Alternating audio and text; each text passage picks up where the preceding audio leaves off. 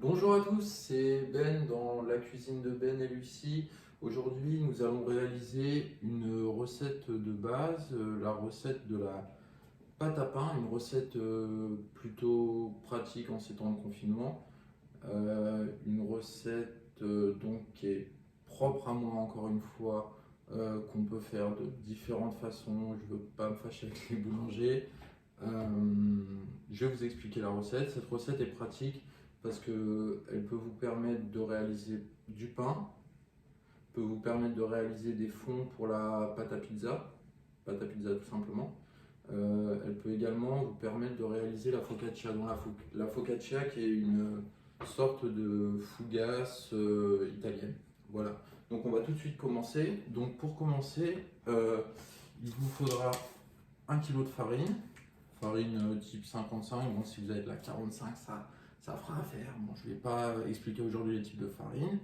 Il faudra de la levure. Alors moi je préfère toujours utiliser de la levure fraîche de boulanger. Malheureusement en ces temps de confinement c'est pas toujours évident d'en trouver. Et vous me direz si vous pouvez aller chez le boulanger, pourquoi pas directement acheter du pain. Enfin bon, ça chacun son choix.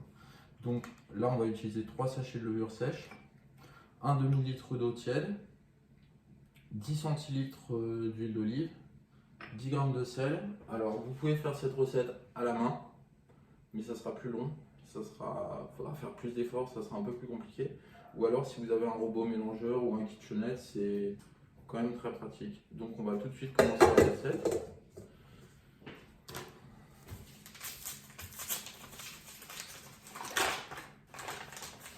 Donc on a dit 1 kg de farine.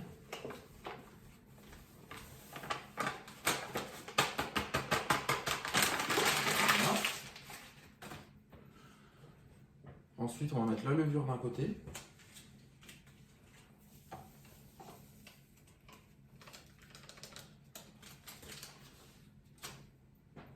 Le sel d'un autre côté. On va mettre le crochet. Voilà. On referme le KitchenAid.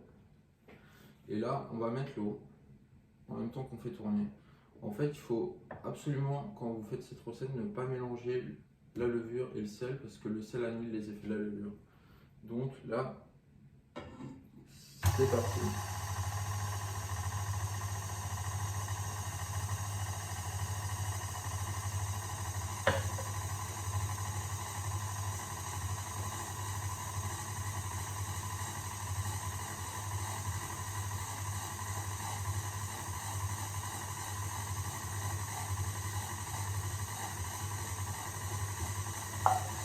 Il y a juste une petite chose que j'ai oublié, c'est pas obligatoire, mais une petite cuillère à café de sucre, ça aide à la conservation et ça équilibre légèrement le goût. Voilà.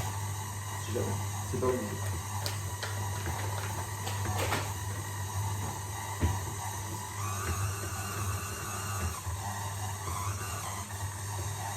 Donc là, je vais juste ajuster un petit peu la quantité d'eau en sachant que j'ai dit 1 millilitre. Bon là il y a un petit peu qui s'est renversé, il n'y a pas de renverseur.